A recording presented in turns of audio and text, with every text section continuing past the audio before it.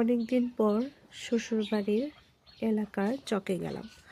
তো বেশি একটা যাওয়া হয় না, তো সবাই মিলে ভাবলাম যে আমরা সবাই একটুখানি আজকে চকে যাব, শাক তুলবো। কেননা বাজার থেকে যতই শাক খাই না কেন, চক থেকে বা ক্ষেত থেকে তোলার যে একটা আনন্দ, এটাই আসলে অনেক বড় একটা কথা।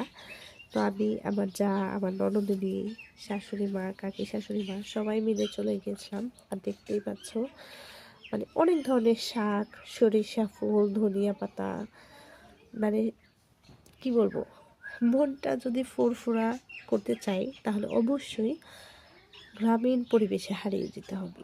এর বিকল্প আমার মনে হয় আর কিছুই নেই।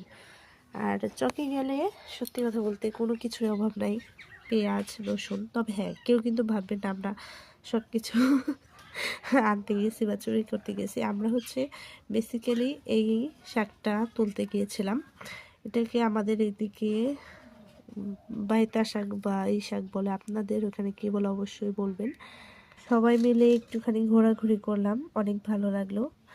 ভিডিওটা কেমন লাগলো অবশ্যই জানাবেন। ধন্যবাদ, সবাই ভালো থাকবেন।